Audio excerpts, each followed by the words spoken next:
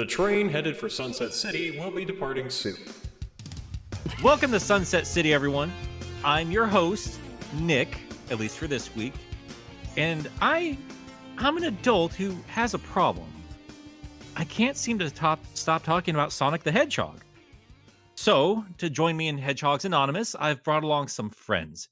So I figured we'd go around the room and introduce each other and, well, just talk about where our addiction started. For me, it was Sonic the Hedgehog #1 because I'm an old man and I peaked out at Sonic 3 and Knuckles. And life has just been a miserable string of disappointments ever since. So, Suris, why don't you introduce yourself? Sure thing. So my name is Suris. I have a channel called NekoSuris where I bitch about Sonic and stuff over there as well. I don't bitch about Sonic that much over there. Not as much as Nick. Nick has the problem here. I don't have a problem. I can put Sonic down whenever I want. I'm gonna be done talking now. I'm gonna throw it to Wayne. Hi, I'm Wayne. I have not really talked about Sonic much on my channel yet, but it is a series that has been breathing down my neck since I was a wee lad. It was what got me started on console gaming, back with Sonic Adventure on the Dreamcast. And despite not being a huge fan of every game that's come out, I still get excited every time I see the blue blur coming out with something new. So, yep. Anyway, on to Pup. Hello, I'm Pup. I simp for the werehog, and I Closeted furry. Not a bird. No. But I occasionally do Sonic content over on my channel, which is rapidly declining. So can I get some pity subs, please? We could all use pity subs. Let's be fair. Every one of us could use pity subs. Especially this channel with this podcast. True. This is a Yes. new channel, so we could use your pity. Look, if you think that a bunch of grown adults who can't stop talking about an anthropomorphic hedgehog who's got a chili dog addiction, if you think that we have a problem, we agree.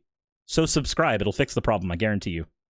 I don't agree, but yeah, sure. It's fascinating, though. Like, we always joke about this. Every time I've had a conversation online with anyone since I started meeting people online, we always joke about, oh, just can't shut the hell up about Sonic the Hedgehog. And then we end up talking for 3 hours about Sonic the Hedgehog. It never fails. It's such a fascinating franchise. You can't stop talking about it, even if you aren't that invested in it.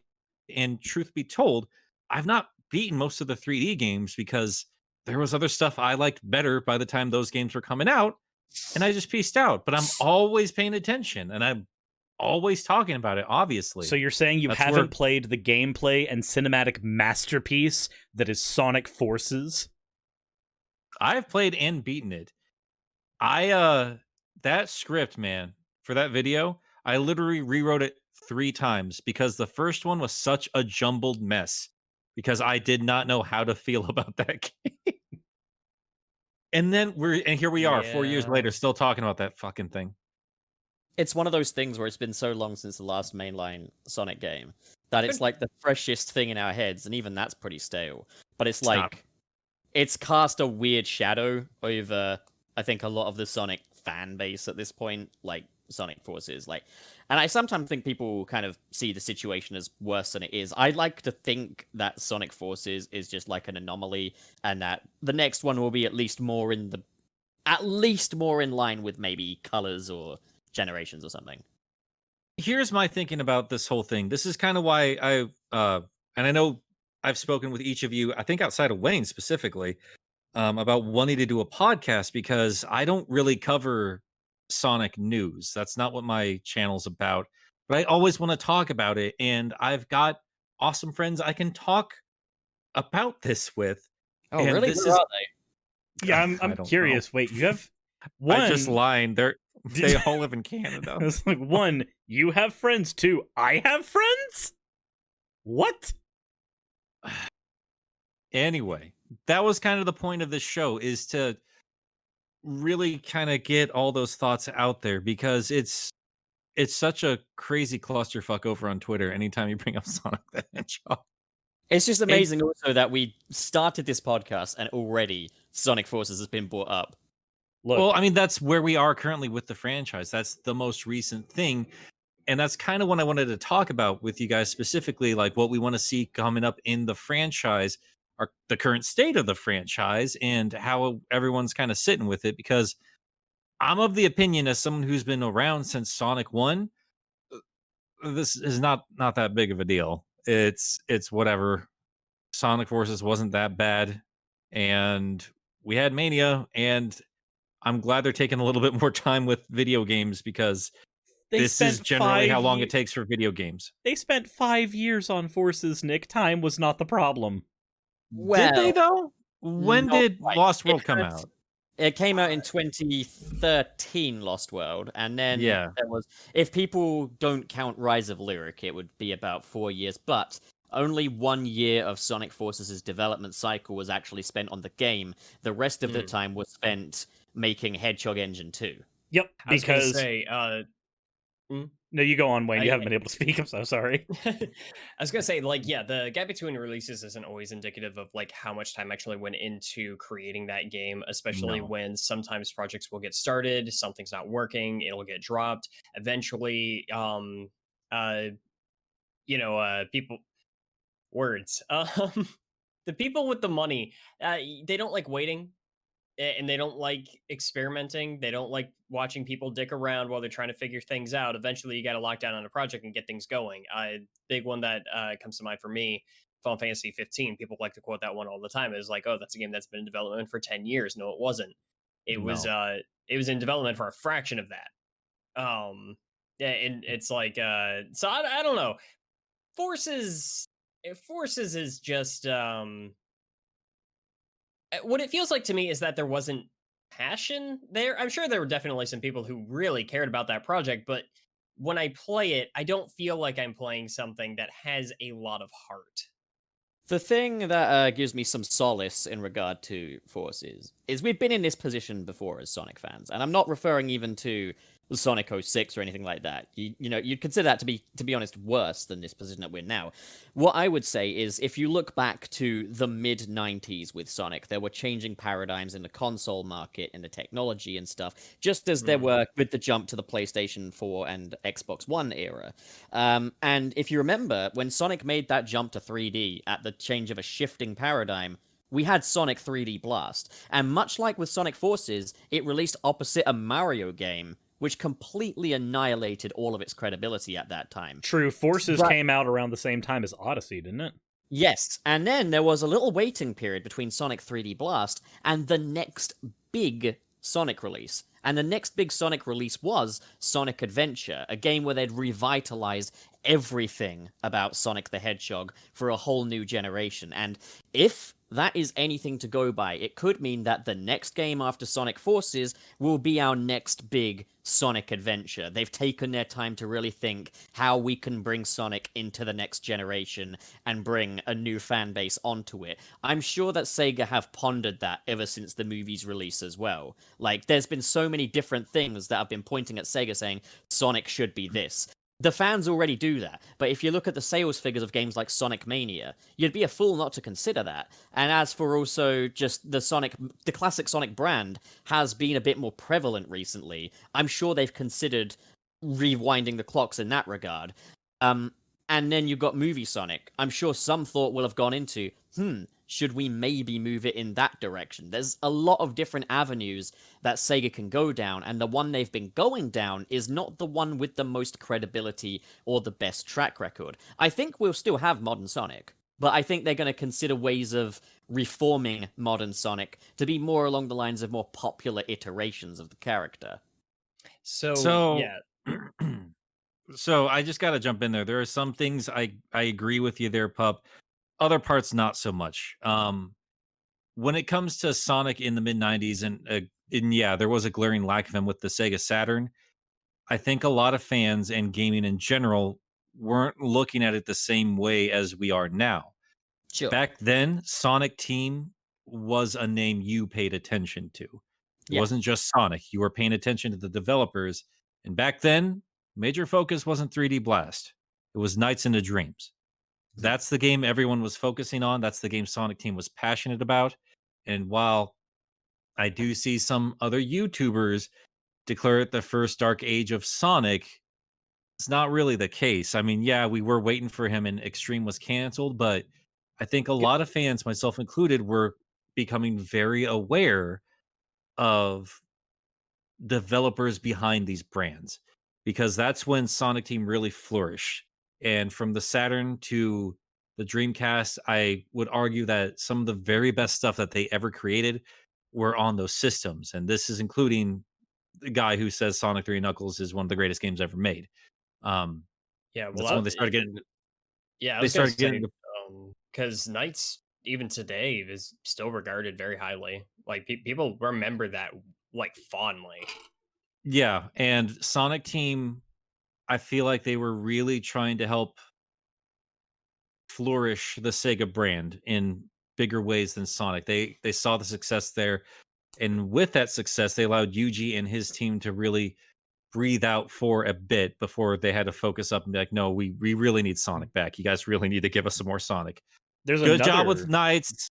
Good job with Burning Rangers. Puyo Puyo's fine. Do Fantasy Star every now and then. Give us more Sonic, please. there's another aspect of that as well. I'm gonna be honest. As a kid in the 90s, I really didn't find Sonic 3D Blast that offensive. Like, as an adult looking back at it, I have more problems with the game now, but as a kid, I actually didn't mind it. Because as a kid, I think another thing to factor in might also be the intervention of the internet.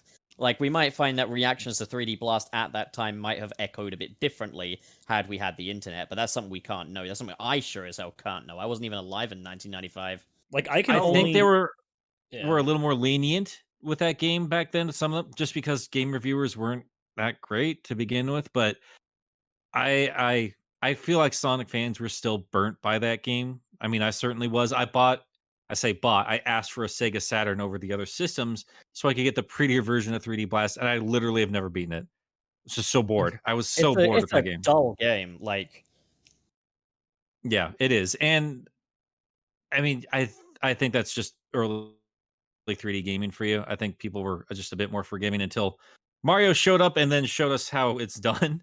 But yeah, I mean, the thing about Sonic is we do try to look for these patterns. We try to see these dynamic shifts and changes and stuff like that. And there's certainly precedent for it. You're not wrong in terms of like the big shift in voice acting change when they were really trying to push it as a larger brand. When they saw how good Sonic Adventure 2 was doing on the GameCube, they wanted to really, branch out these characters, bring an anime in, and really focus on the franchise as a whole. And I think we are due for that again. But at the end of the day, it's never easy to tell what the hell Sega's going to do. If it was, I think this brand would be in a much healthier place than it currently is, because for the good part of the early 2010s or something like that, from like Unleashed didn't do too good with critics. Unleashed it did better was than 06.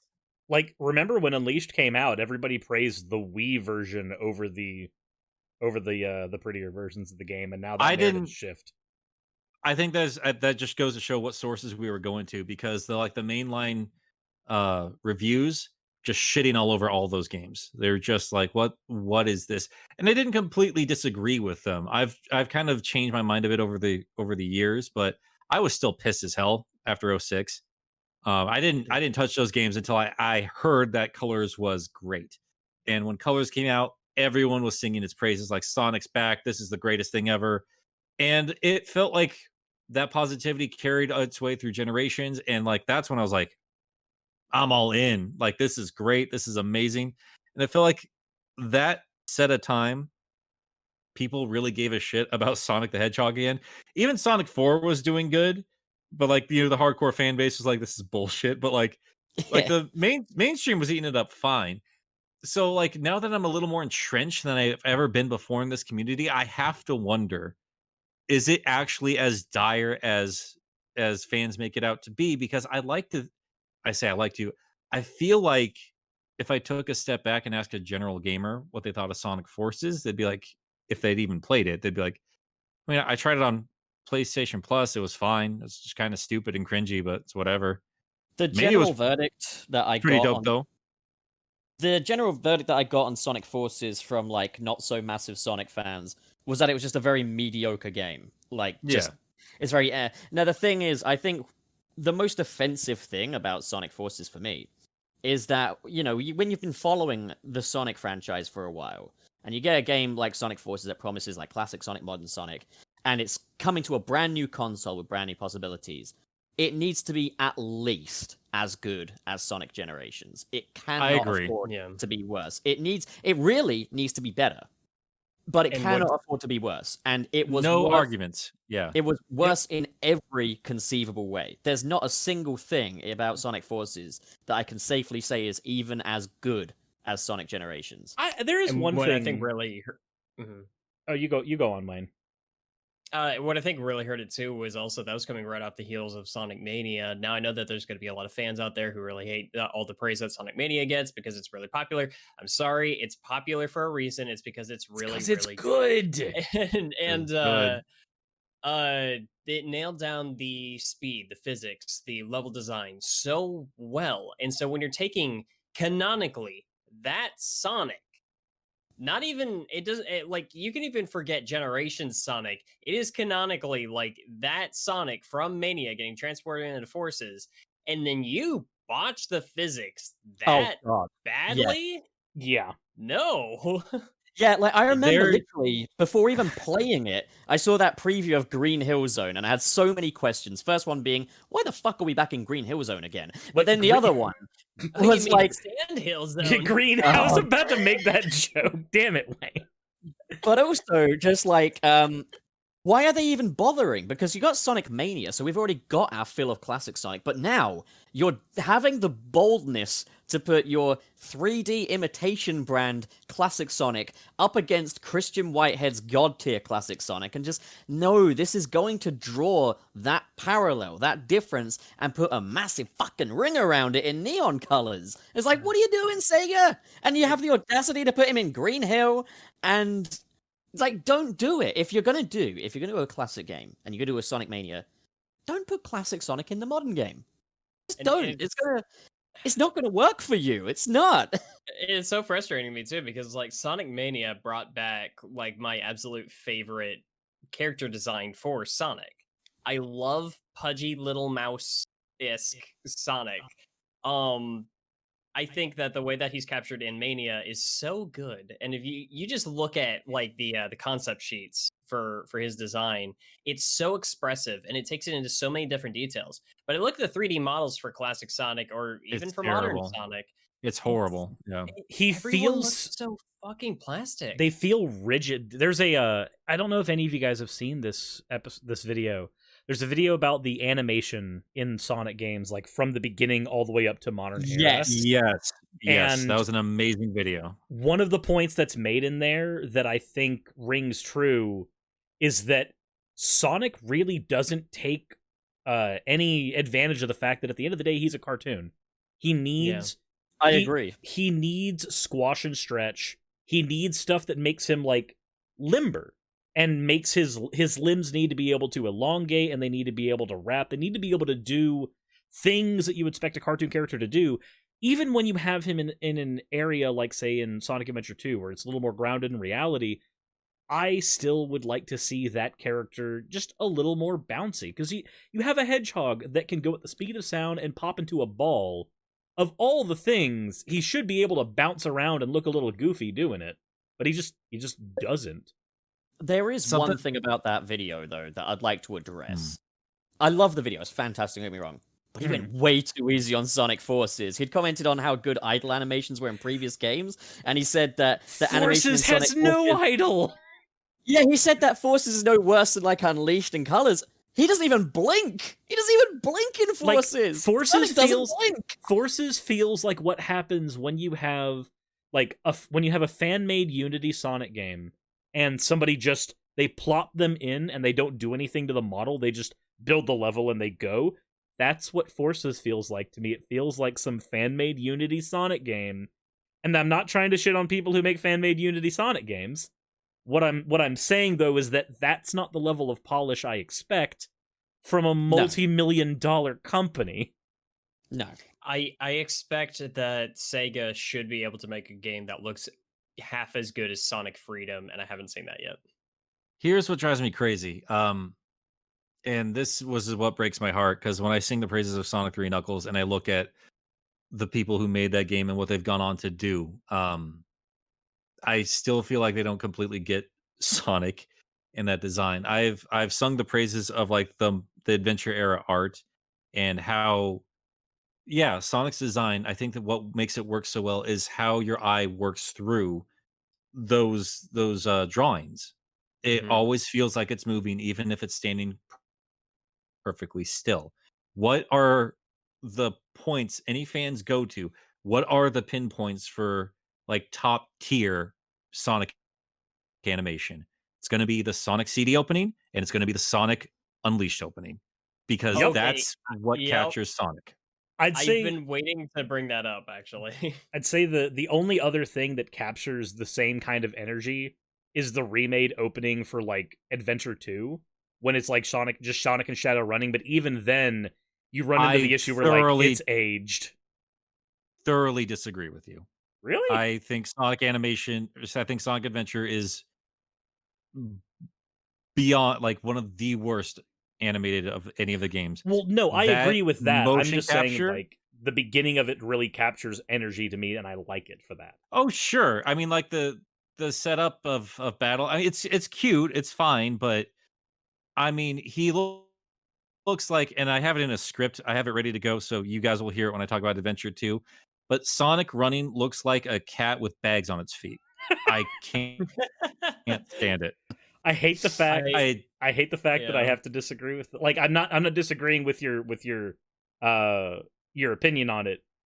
I actually I don't know what it is, but divorced from nostalgia, divorced from like rose-colored glasses and everything. When I play Adventure 2, that like gyrating Sonic as he's trying to run is really appealing to me and I don't know why. He looks like, I'm sorry, but like when he's running to the camera after Shadow, he looks like he put on daddy's shoes and is running to greet him when he comes home. I He mean, looks that's appealing. ridiculous. That's appealing. is there any feeling Motion you capture doesn't work, dude. Is there- I can't handle it. Is there any other feeling you get when running at Shadow than I'm now in Daddy's shoes?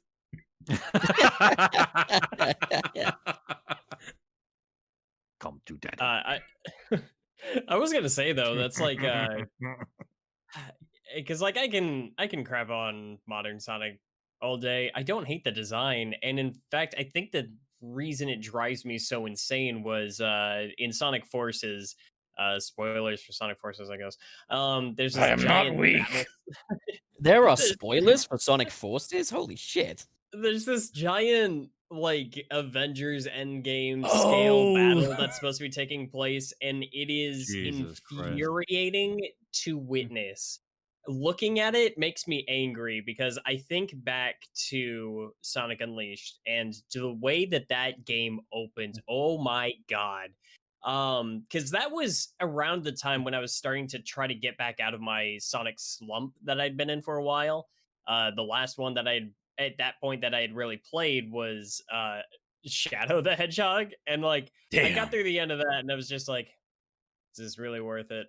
And I just kind of stopped playing Sonic for a while, and then Unleashed came out. Oh, I'm sorry. What's up? I was gonna say there's a reason why I had a footnote in my video I did on Sonic Adventure 2. Like, there's only one other Sonic game that I think opens this strong to me, and I just like the little clips of Unleashed start playing. I'm like, but we'll talk about that later. Yeah. And that's like I think my frustration with the way that Sonic and the gang are animated in Forces, and I'm not even talking about just animation. I'm talking about writing. I'm talking about characterization, and not just Tails. In Forces, nobody acts like themselves. Nobody has a self. They are all just cookie cutter. They all might as well be your avatar who has no personality. They have their looks, and they have their like one thing that they can do. Everyone has a script. They all take turns reading off of it. The whole class takes some reading turns off this one line of script. None of these lines were directly made for these characters. They're just reading it. Wayne. You know what's so That's funny? why it's called war. I hate everything. You know what's actually so funny about this though is we started off this podcast by saying, okay, Sonic Forces is not the apocalyptic. It's it's a bit of a slump, but it's not the apocalyptic. It's not the end of the world. Yeah. Now we're literally circle jerking how much we dislike this game. So here's the thing. Here's the Well, thing for me. Yeah. Forces. I'm very contrarian with that game. I can defend it and rip it apart and on a dime. It's exhausting. Oh yeah, it's not like it's not the there's worst thing in the nothing world redeemable about it. Yeah. No. It's just frustrating because I know it can do better because it has been done better. Like I Yep. want Literally, it's not even go on, Suris. I would love to see Forces, like, I'm not saying I want to see them try to do Forces again. Like, that ship has sailed. We're done. Like, Infinite is weak. Yeah, we get it. We're at no more Phantom Rubies. Infinite sucks. We're at the warp. I We're love in this design. we're in warp topaz territory now. No more Phantom Ruby. But what I would like to see in a perfect world, I would love to see essentially like a Snyder's cut version of Forces where a team that is very passionate about Sonic, like get like Ian Flynn as the writer, honestly, get Tyson Hess as an animation director, like get teams that know this character, know what this character should be, know how to make a story that is dark but also doesn't take itself so seriously that we're in Shadow the Hedgehog territory or even 06 territory. Like, give us a team that knows how to take these characters and do fun, because there's so much fun stuff you can do with a character like Infinite and just having him like fucking with reality constantly. But none of that happened in Forces. In Forces, we got like a handful of gameplay mechanics that kind of toyed with it a little bit, but as far as the story is concerned, we never got stuff like what happened in the IDW comics when Sonic has his first fight. Spoilers for people who haven't read IDW. When Sonic has his first fight with Starline, and he's having to like go at him repeatedly until finally like he catches him off guard, because if he doesn't do that, Starline's just constantly opening up portals like, no, this isn't going to work today. You go to the other side of the snow mountain now.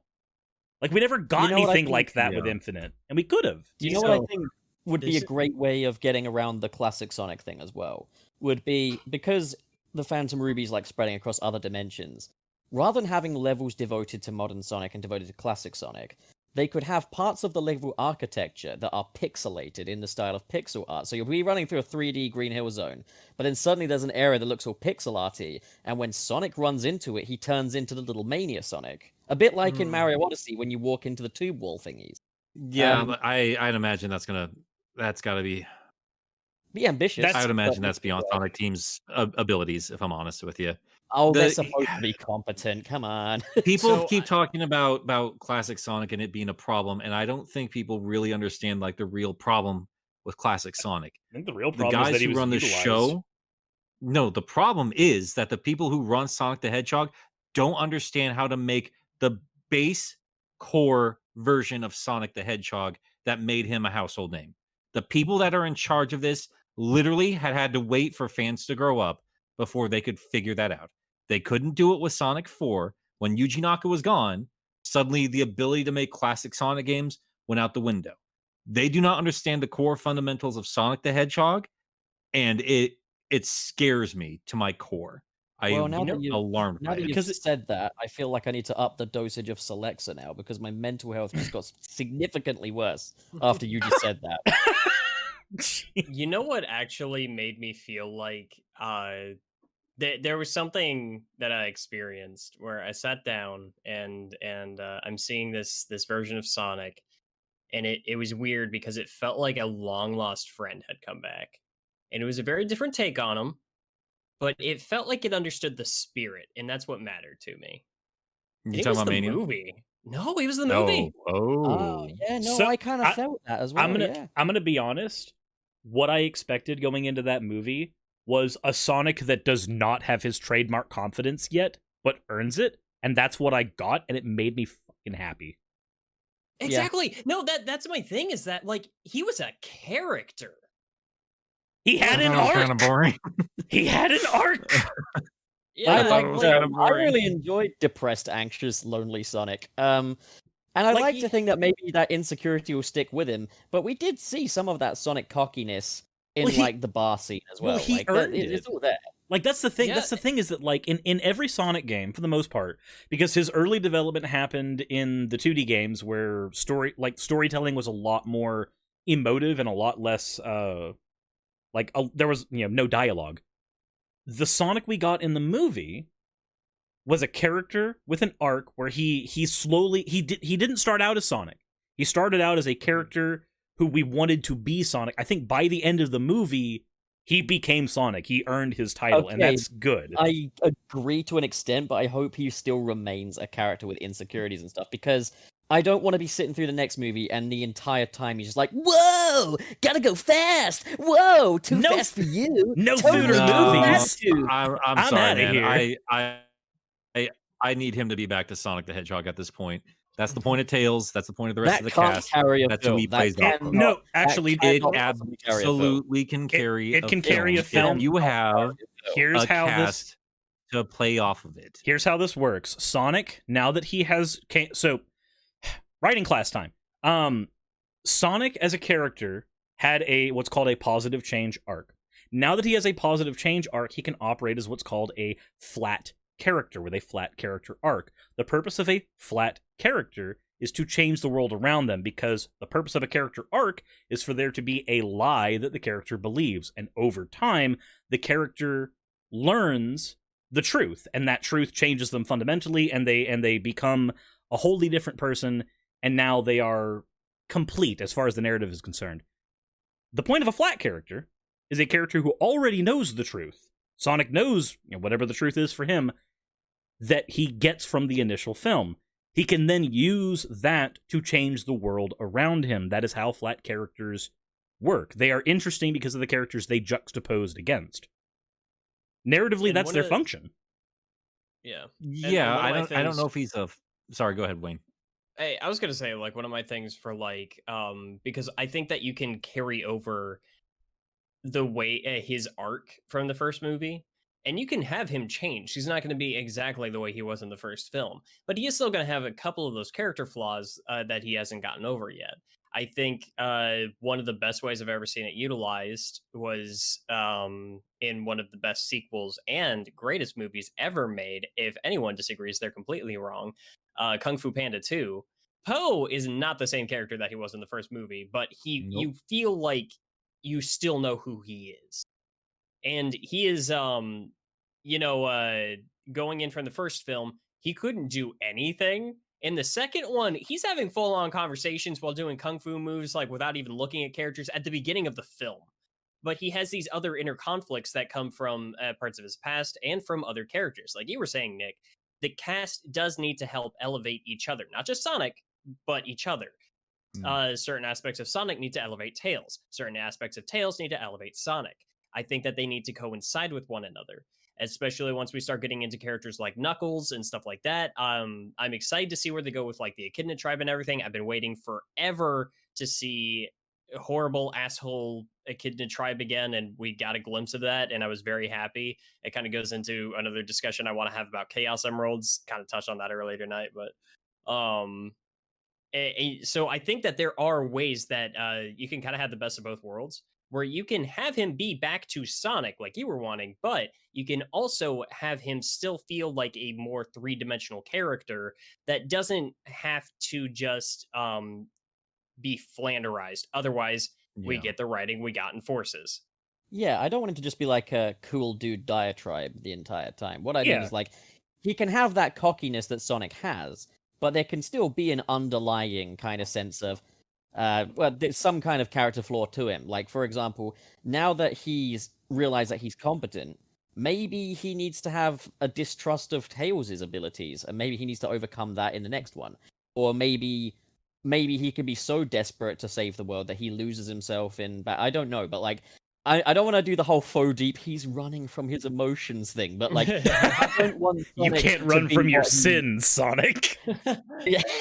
I don't want Sonic to be what he is in the games, where he is just literally a dude that spouts 90s cool dude one-liners. Like, because that won't He's work. not, though. I mean, Roger's Sonic is not the same as Ryan's Sonic or Jason's Sonic. When they changed his voice cast, they changed the tone of that character altogether.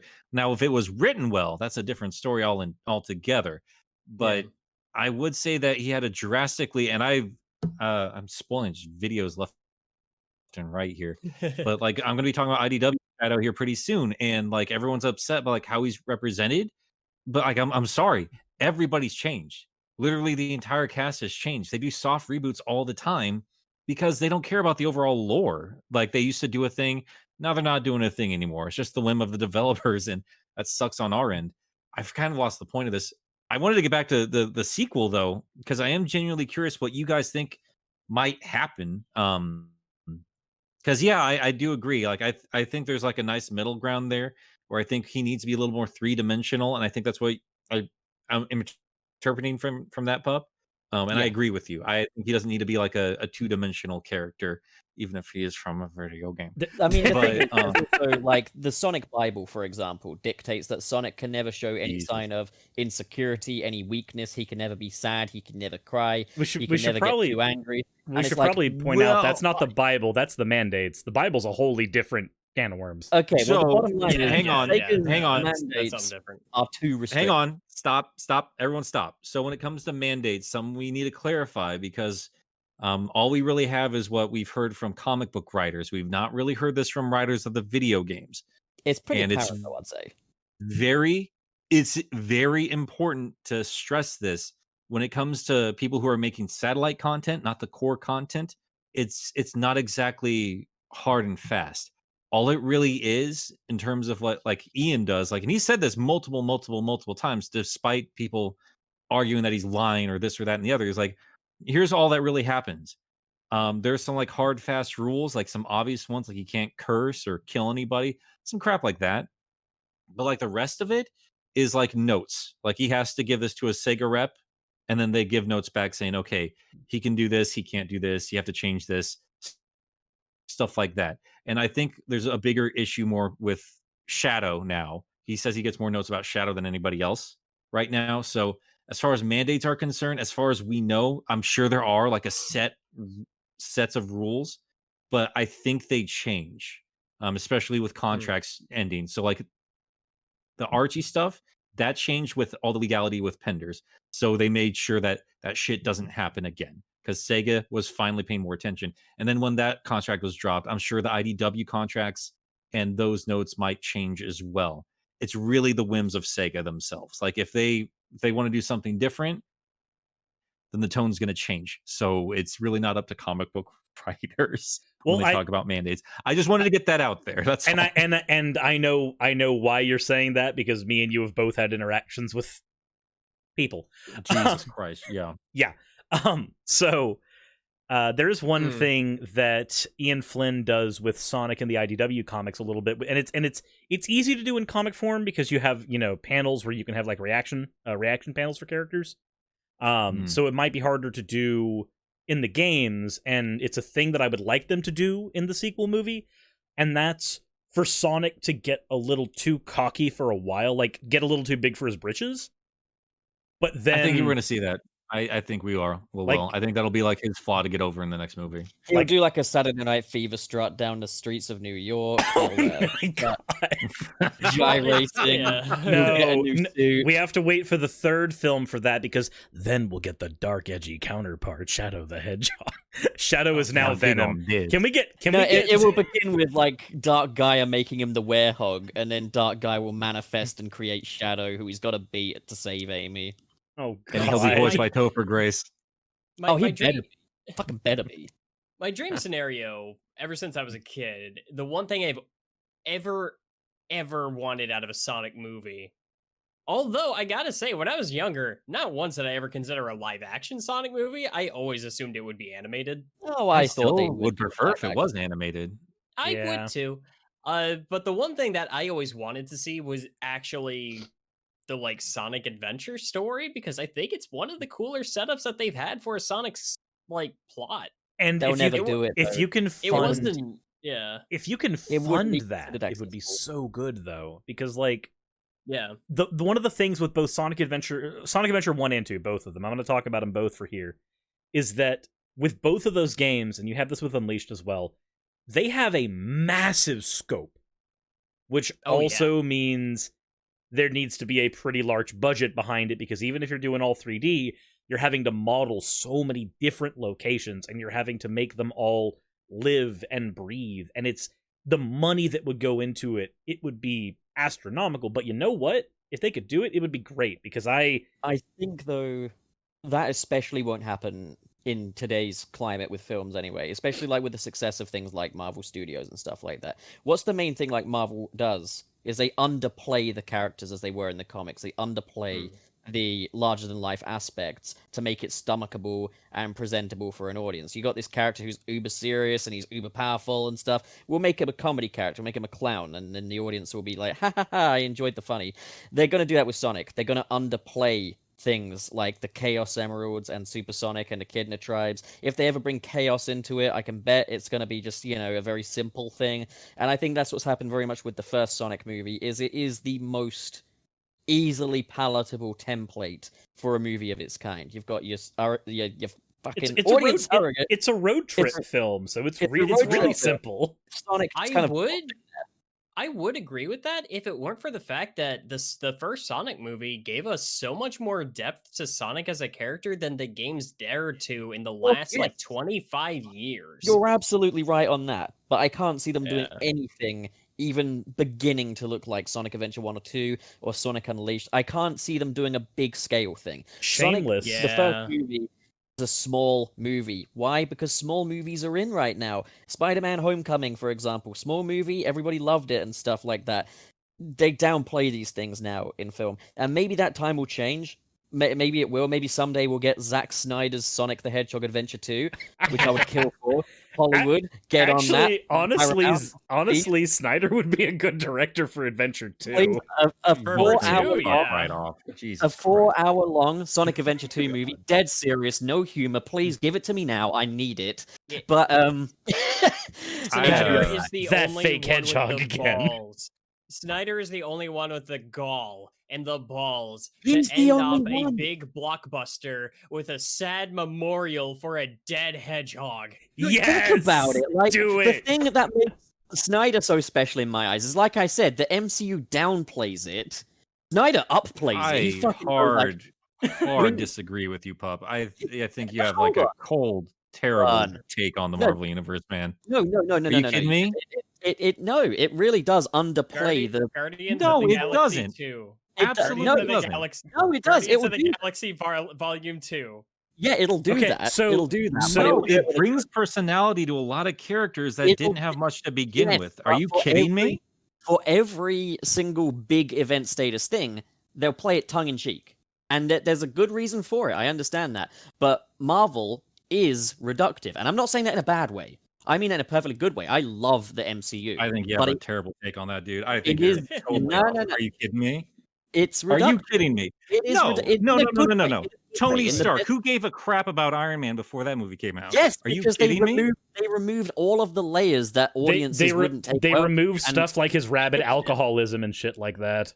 Yeah, they still represent. All right, I'm not going to argue that point as far as like the PG-13 rating, but for like if you're talking like darker stuff, sure. And there Spider-Man. They took a character that's got a lot of dark traits to him, a lot of sad stuff, and turned it into vacation movies and John Hughes-esque movies. Thor, for another example, they took a very serious "I am the mighty Thor" character and played it off for laughs. It is reductive, and the chances are when we How get is that reductive? Are you kidding me? Like, look at what happens to him by the end of the Avengers run. Yes, where but he's dealing with depression things.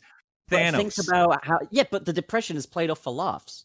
And think about it. If you go through all of the comic stuff, I know they can't do everything, but if you look at comic book Thor, he is an infinitely more complex character than movie Thor. And now, that's not a criticism. That's not. I understand you can't put that on screens. But you can put that exact same argument towards DC. No, like the exact same argument. The thing I'm saying about DC, though, is Zack Snyder plays up very niche elements to these characters. For example, one of the reasons why people didn't take to Batman v Superman, for example, is because it wasn't very accessible for the common moviegoer. It's got a lot of things that will have the fans going, but it hasn't got... No, they didn't like it because it's a bad movie. I mean, you can't say that with any Well- objective well, reasoning, the- because the- for I- starters, I- it is subjective. Well, the reason Oh I my didn't like God. it was because the plot didn't make any goddamn sense. It didn't Plot make makes any sense in freaking sense. The plot makes sense in the Ultimate Edition. I know, because I Okay, watched that I'm bullshit just- too. I'm and just it gonna was go still ahead and just say as stupid. The problem with that movie, the biggest issue, is that Zack Snyder, love him to death, he said, you know what? I want to have Frank Miller's Dark Knight Returns story, but I want to have none of the history or baggage that created the scenario. He It's a wanted remix. he wanted all of the payoff with none of the buildup. He Well, the thing brought is- in Death of Superman and Dark Knight Returns without understanding the impact of them, because those two stories do not belong together. One is all spectacle and the other is all substance. Well, the thing And is, you've also got I'm to take singing it praises for for what a it guy I was. hate. I hate Frank Miller. You've got to take it for what it was intended to be. Is basically Superman is an immigration allegory. It's a fully allegorical movie. Batman is the American that's kind of fearing immigration and stuff. He kind of fears more progressive Which stuff. is He lives in funny considering terrorism. that classically with Batman, it's Superman who becomes the America allegory. Yeah, it's an But- interesting thing how they flip the table And there. that's, But also, that's not the point. General Zod is an allegory for terrorism and stuff like that. And Batman's one of those guys that's afraid of the terrorist, so he's afraid of the immigrant. And Lex Luthor represents the fake news media, basically spinning everything against the immigrant. And the whole thing is Batman witnessing how much the immigrant is willing to give back to his country that he's come to, or in this regard, give back to his world that he's come to. And that eventually pulls Batman out of his kind of very radicalized position. It's the thing is Batman's gone radical right out of fear, and Superman is an immigrant in his world, basically. And I think that works really, really well. And I think basically it pulls some notes from The Dark Knight Returns, and it pulls some notes from The Death of Superman, but I think it does rework them in a cohesive way. The thing I would say is, on a fundamental level, I myself will never agree with having a Batman who kills. I think by that point it's too far, but I understand what they tried to do with it, and I think it does still work. I think it works in one area of this universe. It works in the post-apocalyptic nightmare world where everyone has changed. Where I that- don't where think that it works baggage before exists? that.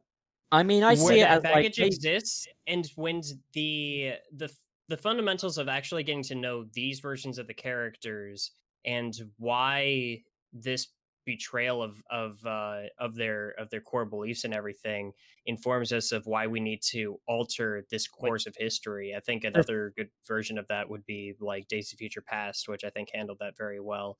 The thing reason is it doesn't also- work for me in Batman v Superman is because these are new versions of these characters, and it wants us to assume the histories of these characters. For you to Again- deconstruct a character, you have to first I build think them. I think it's Yeah, the that's my Spider-Man problem thing with again, Sonic though. Forces. I think it's the Spider-Man thing again, though, where you've basically got a character who we've seen this character over and over again with Batman. We should know it by now, but the thing is, they're doing a new version, and they don't want to go through all the things we already should know by now, and I get that. But another thing worth noting is that Zack Snyder did want to do individual movies going up in lead up to Batman v Superman, which I think would have helped that quite a bit. That But would what I have will probably say- saved a lot of stuff. What Well, I yeah, will that's say- again. Well, yeah, this is the thing, is like so much of these decisions that got Zack Snyder's ties cut from Warner Brothers were Warner Brothers decisions. They wanted him to do BVS immediately after Man of Steel because they wanted to catch up with the Avengers, but he was the one saying we should do gradual solo movies first. And like literally everything that people have hated about this guy and that Warner Brothers have cut ties with him were Warner Brothers' decisions, which is why I'm so vehemently about restore that Snyderverse, because it's not even his fucking fault. But then there's also just like with the Batman v Superman thing, they wanted to display that something is wrong with Batman. Something's changed with him. What's the number one way you do that? You break his one rule. And it makes that development from the murderous Batman in Batman v Superman through to Okay. the very faithful take in Justice League, it feels good. So I don't believe that. And the reason I don't believe that is because I've listened to Zack Snyder speak about Batman's killing problem in Batman v Superman. Right, And yeah. Zack He literally Snyder doesn't argues- seem to think that Batman kills. He- So Okay, yeah, that interview doesn't do it justice, but the thing is, the film doesn't play Wait, it like that. wait, The hold film on, hold plays it on. as there's something So- wrong. Pup, at Pup, the are end you of the saying that day, in what the it- apologia for Zack Snyder, you have to go, well, he didn't mean it like that? No, okay. Look, here's the thing though: is he can't have because that's not how it is in the film by any stretch. What it seems to me like is that there's a lot of convenient ways to explain things in Batman v Superman retroactively Oh, that but it makes is it there, though. seem like it had a point No, it when is it there. really didn't. It objectively is there. It's there's there. no. I think It's in there. I think the problem is that even if so here it becomes an execution problem. And this will dial back to Sonic because this is the same issue we have with stuff like Forces. This is the issue that we have with Oh, is this a Sonic podcast? I wasn't sure. Is it actually? Wait, hang on. Is this a Sonic podcast? Or are we never just going to actually keep talked talking about this stupid, shitty movie some more? For God's I sakes, thought guys. we were just talking about stuff. Like I No, didn't it even was think this was. it was supposed to be Sonic. It was supposed to be Sonic. Oh, So, and this is the way that I can dial it all back there.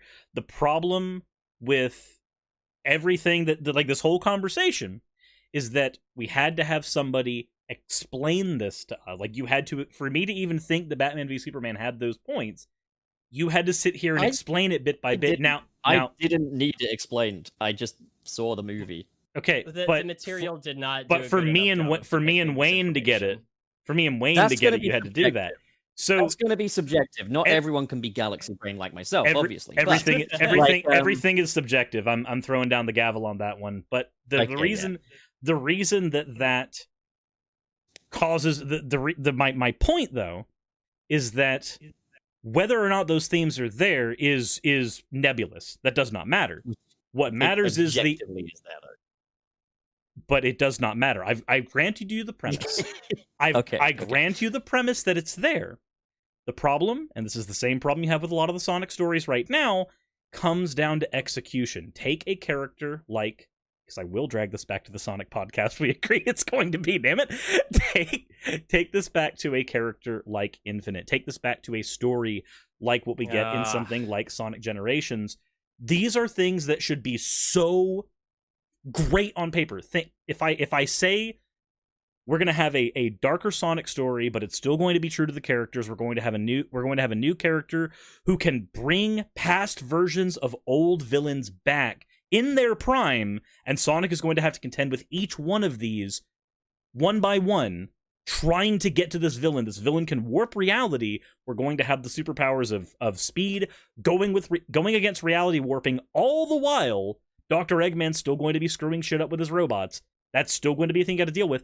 That has tons of potential, but just like with the conversation we were having there, the issue is execution. Having all these things there on paper, having them available for viewing does not work if they are not executed in a way that make us go, oh, that's what was being meant here. Oh, that's what's here. So yeah, it depends if it's all intertwined and it belongs together. I would argue that with Batman v Superman, 100%. I said I'm dragging this back. With Sonic Forces. I'm about to hop out, boys. I'm not kidding. So I saw a great series on HBO Max called It's a Sin. Has anyone seen that? No. If we did want to jump back into the Sonic discussion, I did bring up a topic in our chat before we were recording this, and this is one that I've been kind of running around in my brain for the past couple of weeks now, since I started doing a couple more playthroughs of Sonic Adventure 1. The Chaos Emeralds. So my feeling about it is, I'm coming off the heels of finally having played Sonic 3 and Knuckles through to its completion. Thank you, Nick. Yeah, because I probably wouldn't have gotten back onto that had it not been for that video. But I played that, and then I jumped back into Sonic Adventure, and I got to the end of Sonic Adventure, and I said to myself, this should have been the last time we saw the Chaos Emeralds. So Because this was the last time the Chaos Emeralds had a point to this universe. What about Unleashed? I'm going to say Unleashed and Well, Adventure see, 2 both did a that's- really good job with that still. Hell, even So- Sonic 06 had a relevance for the Chaos Emeralds. So Yeah. I am getting I am getting to that. Is that my thing is the Chaos Emeralds had like an actual home, I guess is kind of what I'm trying to say. I think it Yeah. worked in Sonic Adventure 2, because you get to the arc and everything, and they've And a replica of the recreated- home is there. Yeah, exactly. No, that's exactly my point, though, Suris, is that in order to get the Chaos Emeralds back into that story, they still had to take it back to where the Chaos Emeralds belong. And it's not with Gaia, it's not with time travel or any of that stupid bullshit. It's with the Echidna tribe. It's with Oh, Angel you've got a Island. point, actually, yeah. It's why even bring it to the surface world at all? It is this ancient artifact that we know nothing about until we start piecing the mystery together in Sonic 3 and Knuckles. That's when we start to actually piece together a bit of a history behind this. Now we know where they come from, and then in Sonic Adventure, now we know their purpose. So there's And a that. Mhm. I was gonna say there's an angle to that though. I have a slight disagreement with. I actually do like how the Gaia temples are function, because one thing we do learn in Sonic Adventure is that if the Chaos Emeralds are on Angel Island with the Master Emerald, the island is grounded. We know that for a long time that island has been floating. It makes perfect sense to me that while their original home might be in that civilization, and that's why the Echidna tribe went all genocidal trying to get them, it also makes sense to me that after those emeralds were removed from the island and it became the floating island, that humanity at various points of time, because in at least Unleashed, the human world is where they are, at various points in time would have actually housed those emeralds and tried to do stuff with their power. So the Gaia temples make sense. It makes sense that these ultra-powerful jewels would have been used by multiple civilizations, because we don't know how old they are. We don't even know if the Echidna civilization is the oldest civilization to utilize them. It's just the oldest one we know in the lore. That's very weird too. I always call Sonic Adventure the true Sonic 4 out of all of them. It continues that story. I mean, just fundamentally, just we're talking mechanics wise, it does what Sonic was always doing up to that point, which was boldly going to try to improve one way or the other. I don't think it's as good of a game as Sonic 3 and Knuckles, but like it's also in 3D. It's doing brand new things, and for the time, it was blowing everybody away. But It was. it really did progressively kind of build on that lore a bit. The human stuff gets a bit confusing, and I still have a hard time debating with myself if I prefer they're separate or not. I haven't really come to a firm conclusion because I can see the positives and negatives from both of them. But I mean, yeah, it gets a little complicated there because it really feels like they do build on the lore, but at the same time they contradict what came before, and also sometimes feels like a completely different world we're working with. Mhm. When I think about Unleashed, it doesn't feel like the same world that we had spent all that time with in the adventure era games. And even if I think about Sonic Heroes, that doesn't feel like the same place I was just at in in Adventure 1 and 2. It's very Heroes confusing. feels very removed from that world. I think But they it's really a need core to, part of the story. Sorry, Yeah, go ahead, they- Pup. Yeah. they need to finally actually go through with that whole two worlds thing, because Takashi Iizuka has said, yeah, there's two worlds that Sonic goes between. There's the human world and then there's the Hedgie world.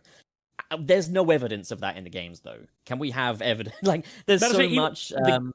The game canon There's so actually much- hints that everything happens on South Island if it's not in the human world too.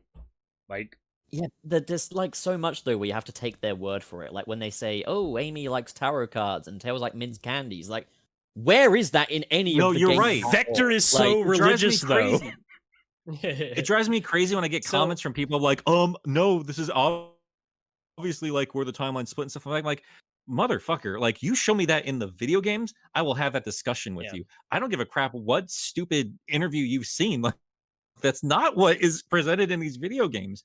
And again, I go back and forth on this because I feel like a lot of the fan base really focuses on the story, which is confusing for me. But I feel like a lot of you guys, well, Pup and not Wayne, sorry, Suris specifically, I feel like you guys resonated really hard with like very story heavy video games in this franchise. So it means a little bit more to you. So when they made this transition away from them, I can understand why people are quite offended by it, especially when they got as cringy as they did. But you ughed at me. I'm not. No, is more like just where I'm at with Sonic. Really, is I don't care about the story or the characters when I'm playing a Sonic game. I care that there's a kind of a motivation there. And if they Yeah. do get a good story in there, I'm happy for it. I don't take it for granted.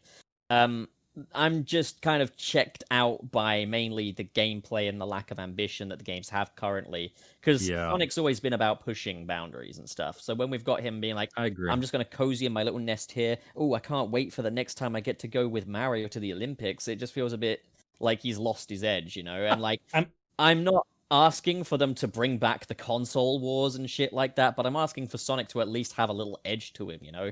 Like, at least do what Nintendo don't, you know? But right now, like, the only thing that Nintendo don't that you're doing is allowing people the luxury of not having to worry about copyright with this thing. But like, can we actually have a game that actually makes me go, wow, that really did push this a little bit? Like Unleashed, like love or hate the game, visually it did push the Xbox 360. You can tell because the frame rate is fucking ass, but like they tried. I would rather they try something and it not work out than it not try anything at all, than they just stick to formula and even find a way to fuck that up going by Sonic Forces, you know, like. And I You know I what's actually really agree with fascinating that. to me? You know what's really, really fascinating about as far as Sonic's games are concerned? Sega, I don't know if you guys saw this news today. Sega is like, as far as Metacritic's concerned, for all of 2020, big publishers, they ranked number one in terms of what they published last year. And like overall, all their games last year ranked higher collectively than what was presented from other publishers, including Nintendo. And I hate to say it, it goes to show what happens when we don't have Sonic in the mix there. Like, And that's terrible. That's terrible. it's That's not a good mind-boggling. That's not a good It's thing, mind-boggling. though. When you seriously consider, like, I mean, yeah, Sonic's been a joke for a while. I think it's eased up a bit because I'm sorry to say it, guys, but like the shadow focused games were largely considered janky dog shit. But and You're then going to there's Florida. redeeming stuff. There's redeeming stuff. Don't get me wrong. But I mean, Shadow and 06 really tanked the franchise for a bit there. But even then, like, yeah, I agree with most of the fans that feel like it's been middling to mediocre to flat out horrible with whatever that spin-off one was. Boom. Boom, Rise of Lyric. Boom. The thing is, But, though, is like, it when you not... Sorry, go ahead. No, I was just going to say, is it maybe not a bit worse to be completely out of the spotlight altogether than it is to be, you know, laughed at? I kind of feel like 06 was the low point, but in some ways, maybe this could be considered lower because people just don't give a shit anymore. They don't care enough to shit on Like- Sonic anymore. Like But when you 06 consider like Spyro and Crash, when you consider like when they were at their lowest points, they were I would say they were like not as bad as 06. They were Lost World bad. Like that's the worst those two franchises got. Where it was Enter the mediocre and Dragonfly is middle. 06. Enter the Dragonfly isn't even mediocre. That game is... That is a that bad game- game. I'm not that's gonna a not gonna argue yeah. that. Yeah. that's the Sonic 06 of Spyro. I would say I agree with you on Crash, though, was kind of Sonic Lost World level.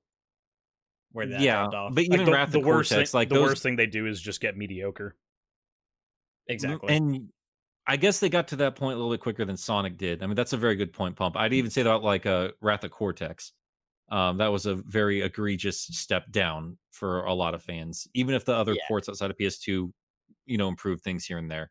Like, Wrath Um, of Cortex could be considered the Sonic Forces of Crash, but I would say Enter the Dragonfly is the Sonic 06 of Spyro. Like, that's where the game is, I would deem, not ready to be sold whatsoever. Like, I would say that for and both then- of them. Yeah. Like we had new systems out, and they didn't really understand what they were doing on them, and they rushed it out the door because it's a popular brand. And I'm kind of losing my point here. What was I saying? I completely lost the point from all my tangents there. I'm so sorry. I think your point was... I'm trying to link it back now. I think your point It's not was the worst related- point, not the worst tangent we've had this show. You were saying how people aren't laughing at Sonic anymore, basically, and that the games have been mediocre to just kind of bad recently, but nothing's been like the low point.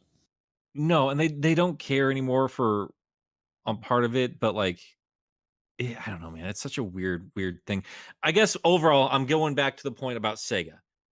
It boggles the mind that when you take Sonic out of the equation and you look at their big sellers, like they are some top tier video games.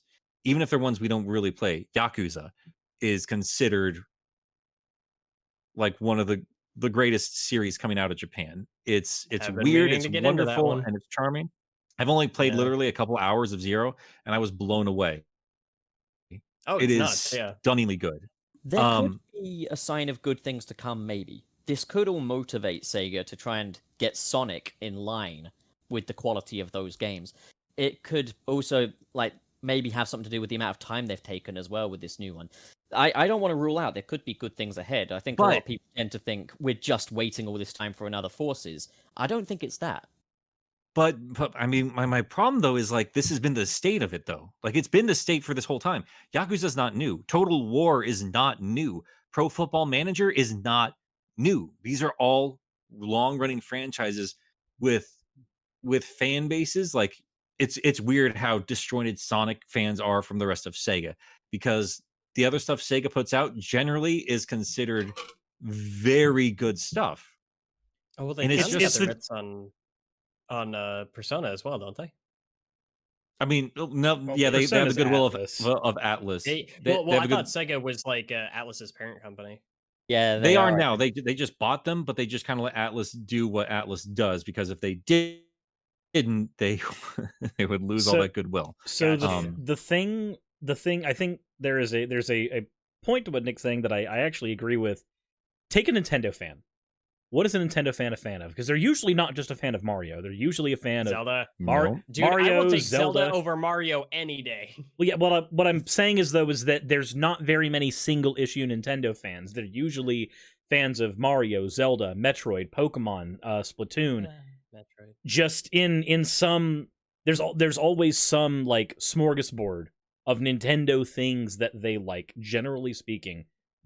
With Sega, you don't have a lot of I never hear of a Sega fan. I hear of Sonic fans, and I hear of people who are fans of games that happen to be Sega games, but I don't hear of Sega fans.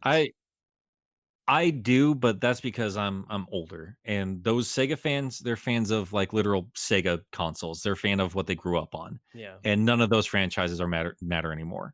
That's the hard truth of it all. Like nobody's pining for Echo the fucking Dolphin. It's not That's happening. the They thing tried it I on a find- Kickstarter, and it's not going to happen.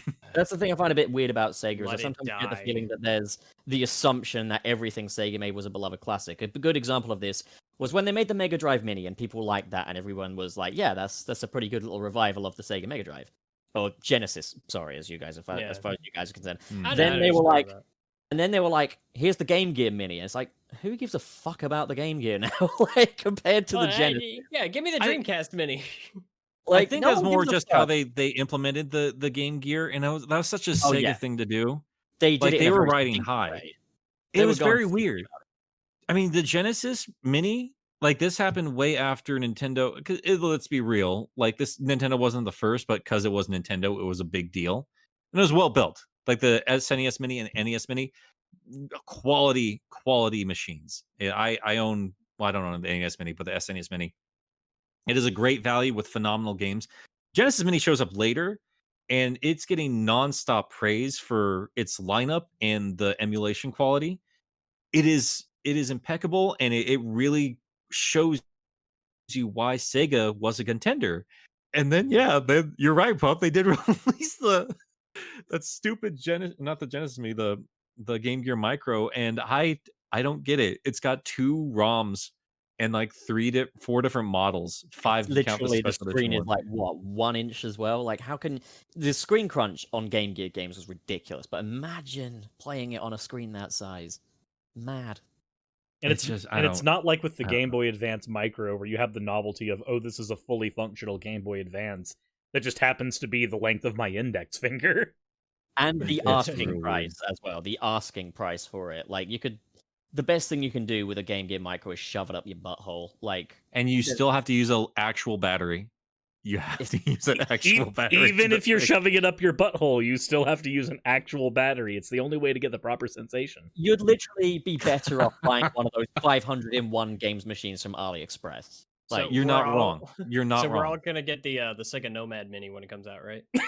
Dude, I had so much fun with my Nomad as a kid. Are you kidding me? I had I've so got- much fun with it. I've got one in my store right now. It hasn't sold in the like 6 months I've had it sitting in that Because- glass case. Because what's it selling for, Wayne? Just under 300. Yeah, that's why. Who's buying like a super- Nomad no, for I three? think it's Okay, like 250. speaking I of almost did because I'm an idiot. well, speaking of overpriced classic things, I almost spent an inordinate amount of money on a copy of Resident Evil 2 because it was the N64 version. And I don't want to go on another tangent, but if you know anything about that franchise, the N64 version of Resident Evil 2 is particularly special. It's a miracle. It is that a thing miracle exists. of programming. 64 megabyte crunched a 700 megabyte game that existed on 4 discs, and they crunched it. No, it was 2 discs. Never mind, it was 2. Leon and Claire. They crunched that down into a 64 megabyte cartridge, and the story of how they did that is fascinating. And I need to get into that on my gaming channel and not here. It And kind I of need reminds to- me. Go ahead. Sorry, Wayne. I was gonna say Xenoblade Chronicles. Like, how did that get running on the Wii? You know what? Scratch that. How did Yeah. that get running on the 3DS? Well, it was on the new 3DS, which was actually like pretty comparable. Even still, but like seeing that thing like trying to run on a Wii is incredible. Like just from the opening cutscene, like I don't know what kind of witchcraft they performed on that to get it to work, but man, it's impressive. you were You know what So go ahead. Go ahead, Pup. I was about to say something stupid. I had another kind of tangent. Why don't you go first? I was just was looking at all of our icons on this Discord call, and I love that we're color themed. You know, I love my color, and I love. I mean, I love Power Rangering it up. I love this stuff, and I love owning my color because I am obsessed with it. So I'm sitting here in green, and then we have Pup with his red, and we're bitter rivals arguing about Marvel versus DC, and I love that about us. And then You're we getting have so triggered beautiful. about it as well. I just don't want to talk about it forever. God You're damn just it! mad that what's the rush? What's the rush? We've got Continue, like Nick. Continue. 9 more episodes. in this podcast. Continue, Nick. Try out. Continue, Nick. I swear Save to us God. from Pup. I swear to God. So And Batman then we v have. Superman is Let a me really finish my amazing film. joke. You're I'm giving letting him- you- you're giving him understand blue the balls. metaphors and allegories in that movie. Sorry, Let go him on. I'm just climax, saying, damn it. I need to remember Bane quotes better. So when we start talking over each other, we all start.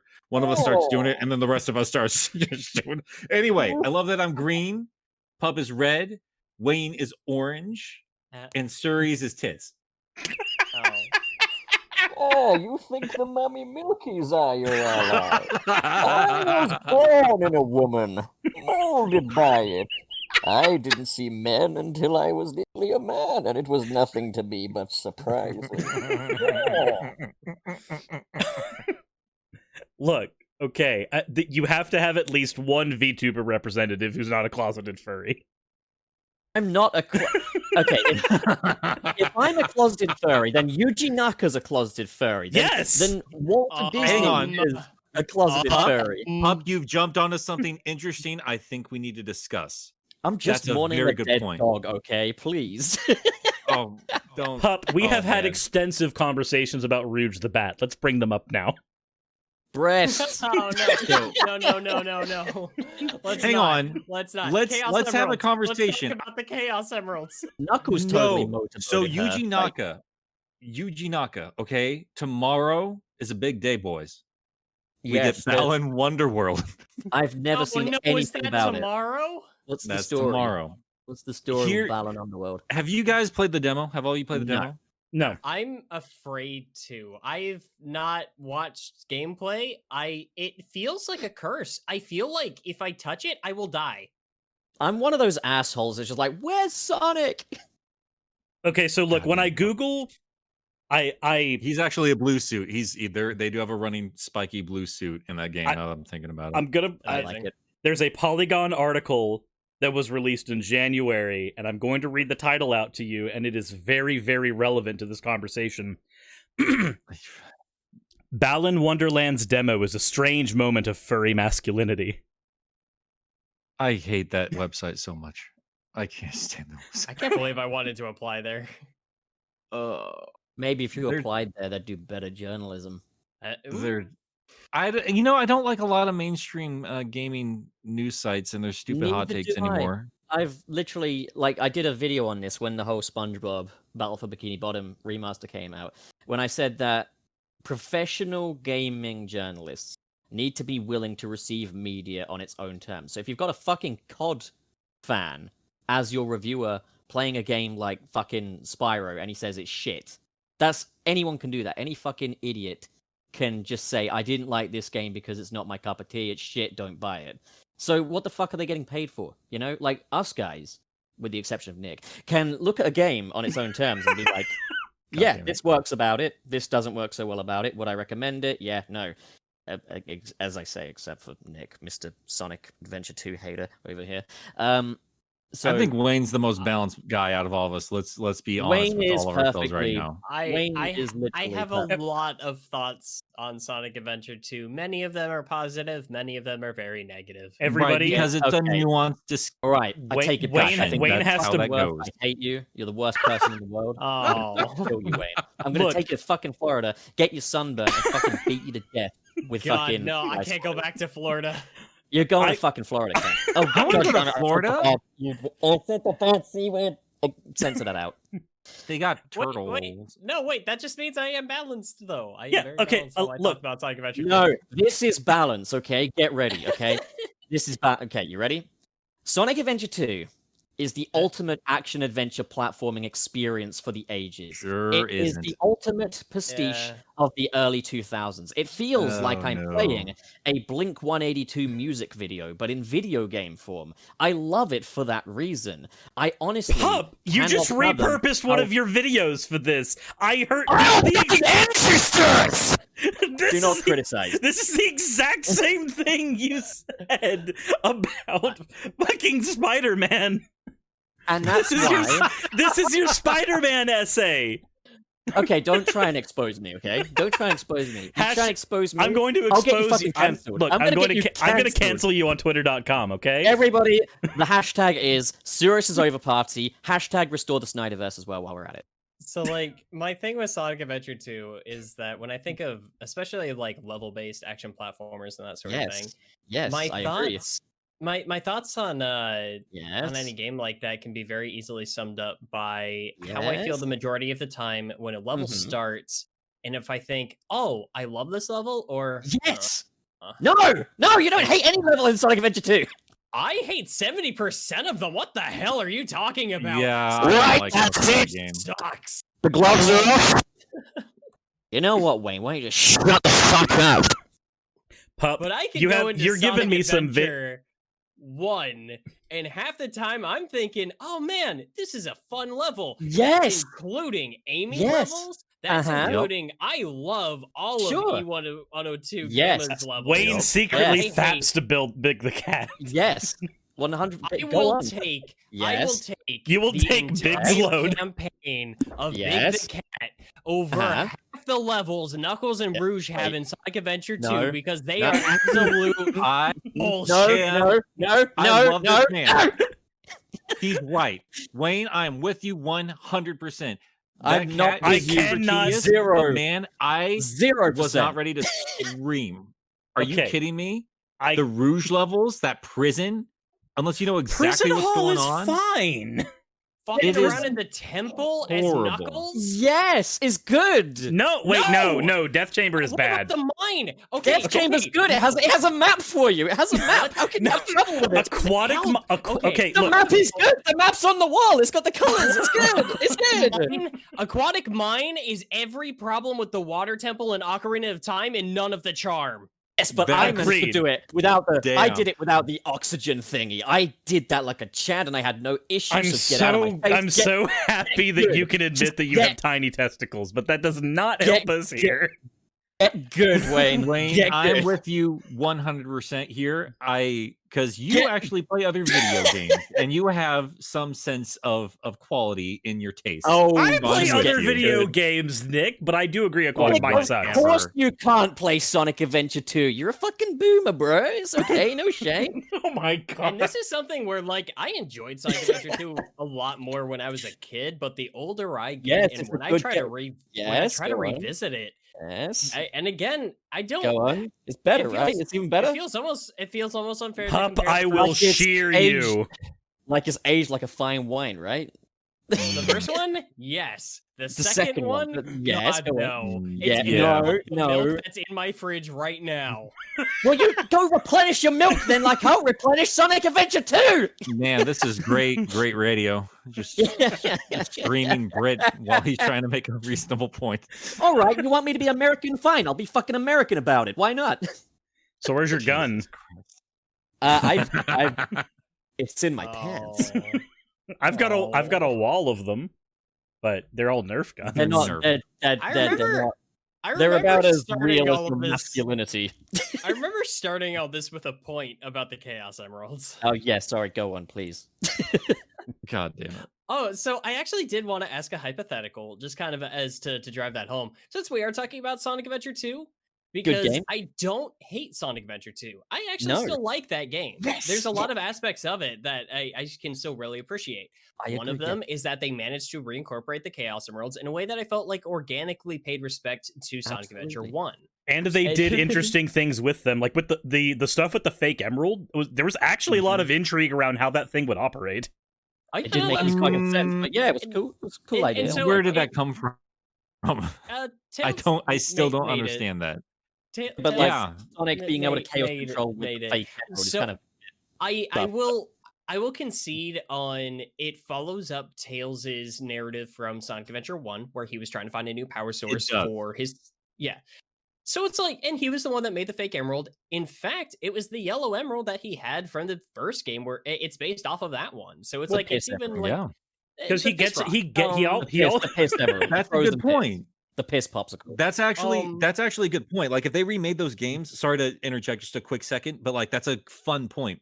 Like if he had all that information from Sonic Adventure 1, then yeah, that actually makes perfect sense for him to have a fake, especially of that color. I've never thought of that before, Wayne. Because- That's awesome. Because when you think about it, Tails had a shit ton of time in his workshop to experiment it. Moreover, after the annihilation of Station Square, Tails at that point, canonically, you can say he's come to the realization, I'm not always going to have access to this thing. Maybe I should Yeah. make a copy. I don't ever want maybe I- narratives to like spell everything out for me, but like if they remade the game, I would like a little more time with Tails working through that a little bit, especially since he immediately had another plane, a better plane that didn't need a Chaos Yeah. Emerald, and I he tell you somehow what, didn't have a you've- landing gear. You've given me one more reason to love Sonic Adventure 2. I appreciate you for Oh my that. God.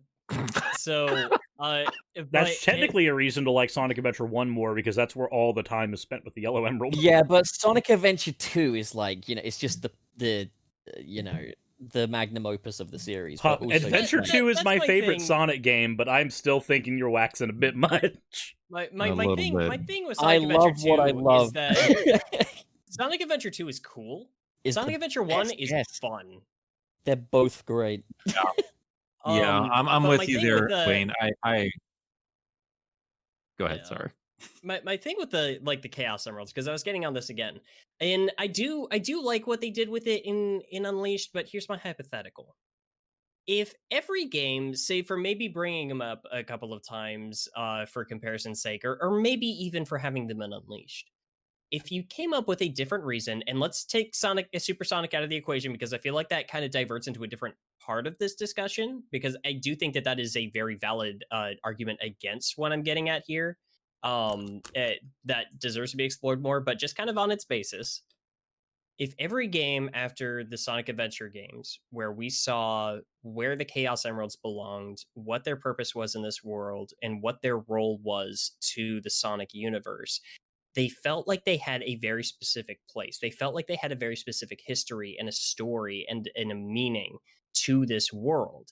Take those away from the other games. Come up with different MacGuffins for each of them. It would have all meant the same thing, because no one feels anything when they see a Chaos Emerald anymore. So it would have been no different than seeing just MacGuffin of the week later on, if it was something that was more creatively like constructed for the purposes of that plot.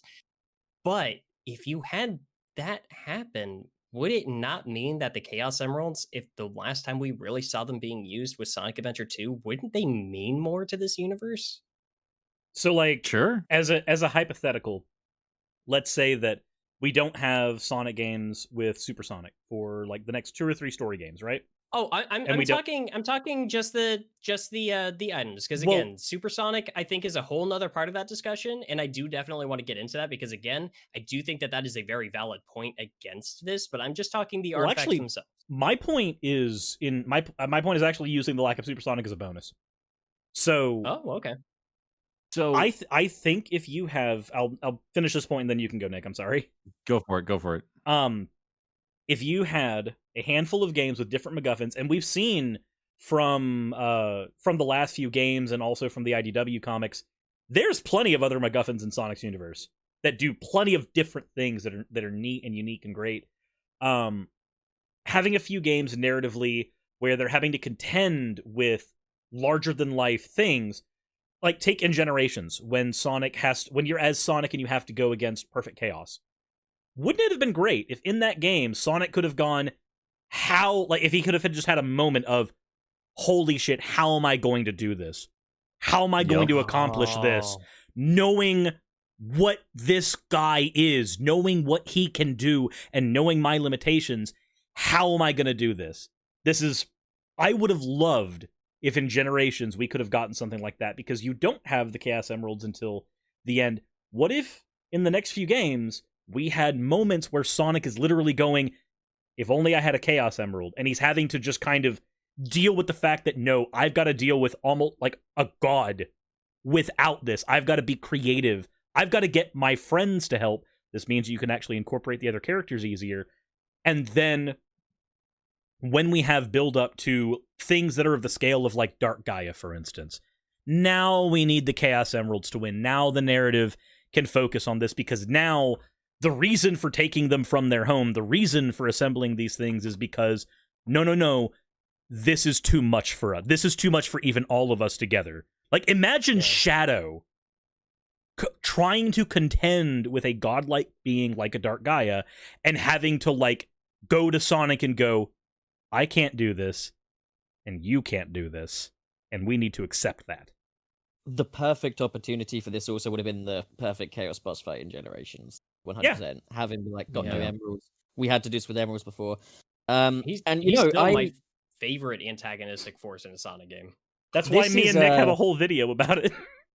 This is all linking very much back to what I was also saying about Sonic Movie 2 as well. Like, Sonic has to overcome something still.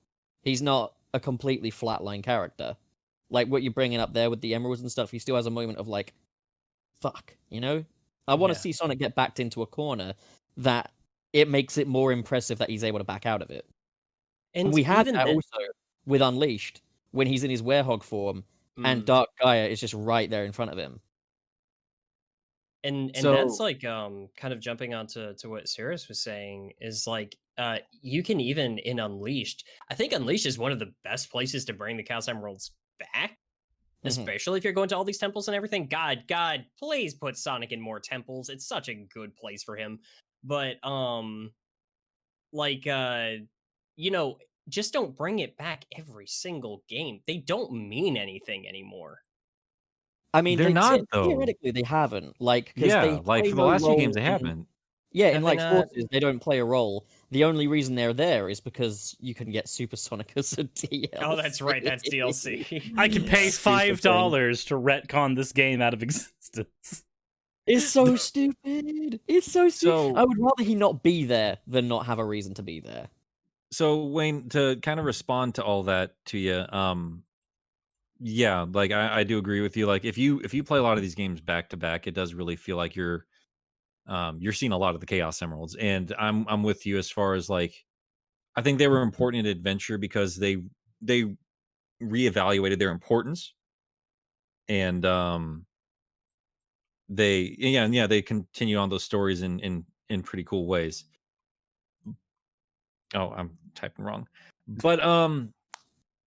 but yeah, like I feel like even when you remove them, like we are seeing some of the bigger story problems. Like, yeah, Forces didn't have them in the narrative at all, but since we know they exist, it's a little weird that they were not involved in the slightest when we have a brand new MacGuffin. And even then, yeah, the story still revolved around a brand new MacGuffin. And I think that fell flat on its face because we really didn't get It didn't really explore that thing. It didn't explore it, and it's from another dimension. What does that mean? Like the potential there is astounding. It would be incredible. And if they were allowed to explore those in the comics, I think you would get some really, really cool stories. Because some of the stuff you're talking about, series, if you read like post Penders and pre-reboot Flynn era Archie, you're seeing narratives like that. They go a bit Dragon Ball a little bit with the Chaos Emeralds and their purpose in that world, and Sonic and Shadow and this other stuff. It got really cool. But yeah, no, I agree with you. I think what anyone's really looking for when it comes to the Chaos Emeralds or any part of this really is just a little more fleshing out of what this world is, what it means to the relationship between the world, these magical MacGuffins, and these characters. Because yeah, maybe they want to focus it more on kids, and we want to bring in more kids. But I also get all these other people that are, focused on the lore. Because when you have been around for 30 years, how are you not supposed to care about it on some level?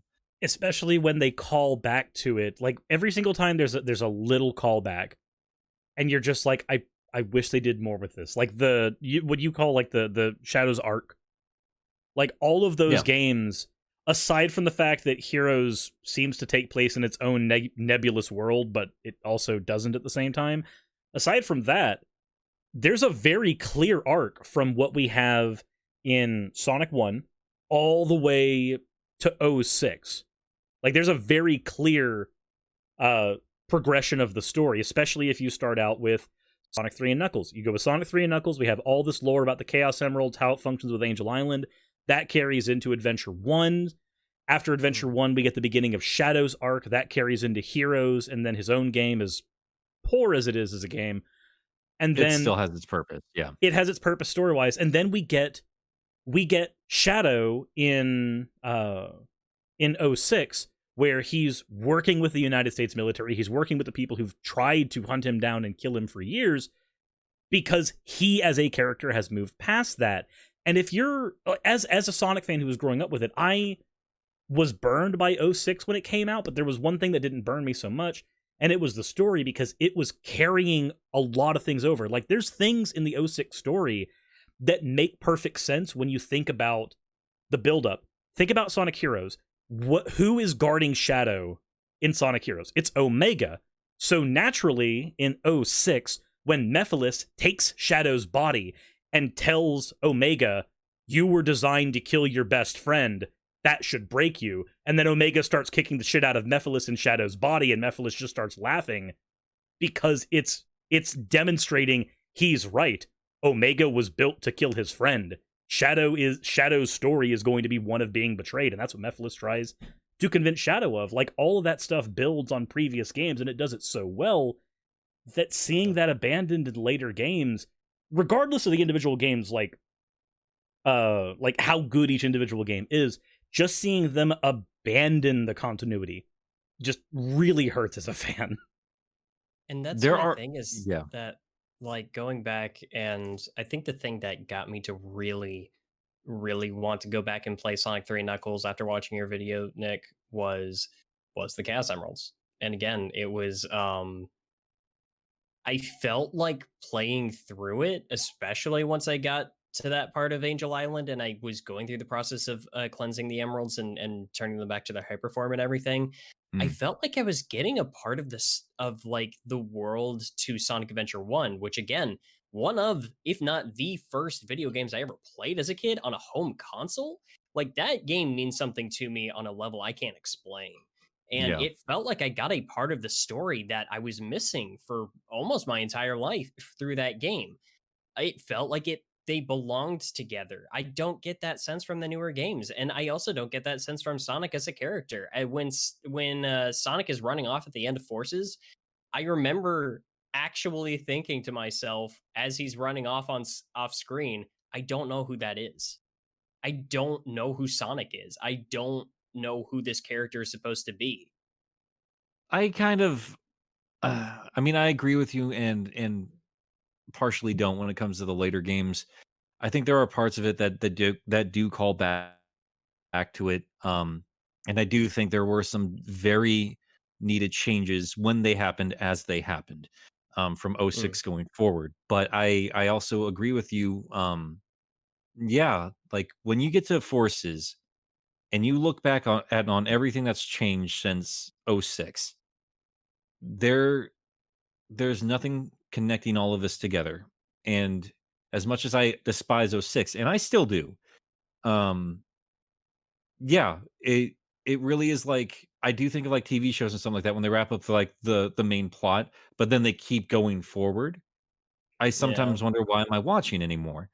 And that's how I felt while I was playing Unleashed. And I know they added more to it, and I am legitimately eager to go back and properly, thoroughly beat it because I do know Pup and a bunch of other people love it, and I want to see what resonates so much with everyone. But as far as like when I was kicking off that story, it really did feel foreign to me, and I'm okay with that on some level. But as far as a long term fan is concerned, even I have to admit, after we dropped the 4 Kids cast, I had to admit I kind of missed them.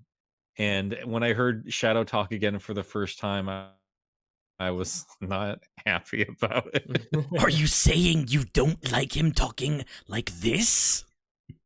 And I know this kind of talks about DC a little bit here and there. I think this is why I like the Snyder cut as much as I do. Yes. God, is the continuity there. Yes. I'm not the biggest fan of Zack Snyder or his run on these movies or his interpretations of these characters or his political leanings. Pup, you should look into that. He But literally supported Biden just over giving you Trump. shit. Oh god, okay, I'm- okay. He we're literally not- made Superman an immigration Thank you. allegory. What Yes, else do you want, you Sir, lefty? Suris, can we install a siren? Can we just get like a siren button? We just have this is the politics siren, like this. What do you want from the man?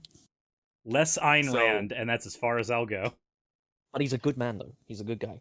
So yeah, let's take this over there a little bit when we're talking about things that are not earned, and that was Sonic Forces. I think we need to re-examine it a little bit in terms of what were they trying to convey, because I Yeah. think a lot of fans are missing potential of the future there. They're going for darker points of being. Shadow is a little more in line with what he used to be. He's not quite there yet, but he's playable. And this feels a little more in line with what they were doing in Adventure without really understanding why those games were important to people. But at the same time, like I said in my review, and I've heard you guys say as well, we have seen Sonic do this stuff well. We have seen these stories played out well, and they were earned, even in a world where the world's already taken over by Robotnik.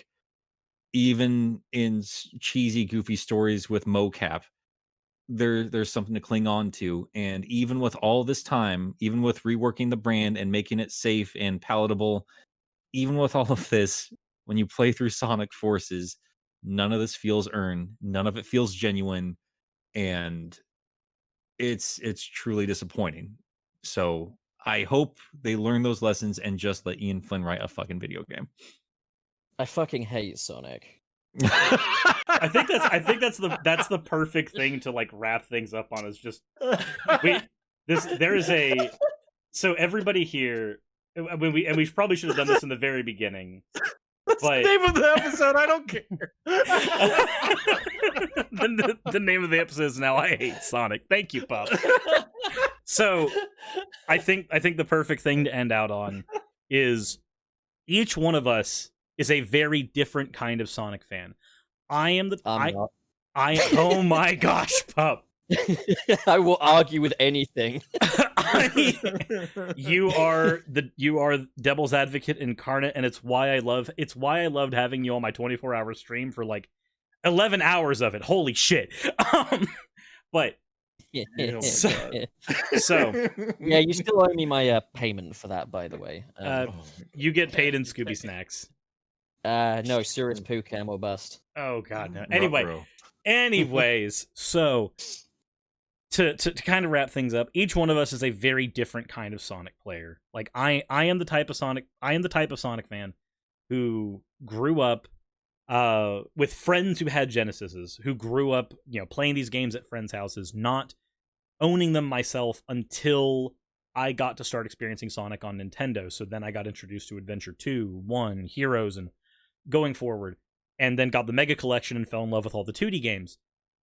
And I have a whole video about like the kind of world that I existed in when Adventure 2 came out. There's a type of fan that I became, and that was this person that entered Sonic expecting stories. Like that's what Adventure 2 and Adventure 1 gave me. Good, solid stories, and that's what I wanted going forward. And I know each of us is a very different kind of Sonic fan, and so all of us have a love-hate relationship with the Hedgehog for a reason that is different for each of us. I mean, yeah, we're looking for different things from the brand. Like, obviously, I'm the right kind of Sonic fan, but like, you guys have some good perspectives as well, for definite. There we go.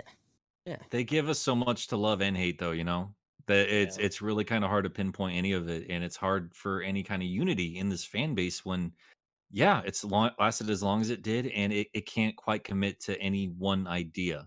It's quite frustrating. Hopefully, they've taken some time to just kind of rework things and find a new jumping on point, I guess. I think that's a good move. Less of the whole, we're bringing back this and this and this and this and this from your childhood. More, okay, here's a nice evergreen landscape. Let's do something new that's good. Yeah, isn't like, I don't mean like more actual evergreen landscapes, but like they've got a fresh slate. They've got something that, sure, it doesn't, contradict previous games, but it doesn't like rest on them the way games like Sonic Forces and Generations do. I think that's a good way to go. Make a nice AAA 3D platformer and go from there. I just want to know what to expect from a 3D game. That's all I want. Yeah. As many different directions and as many like different places as the Sonic franchise can take us. I'm hoping that this is going to be a good time for us together to kind of share our thoughts on where it's been, where it's going, and where it is right now. And we hope that all of you are going to enjoy the discussion and be able to join in on it as well. With that said, can't wait to argue. Can't wait to argue with all of you in the comments section. This has been to the next episode. This is going to be great. Can we record it now? This has been Sunset City. We've been here in Sunset City. You've been here in Sunset City, but now it's time for you to leave. Go. I'm in England. We're done. Well, the sun is setting on Sunset. Whatever. We'll figure it out later. Shut up. Go away. See you next mission.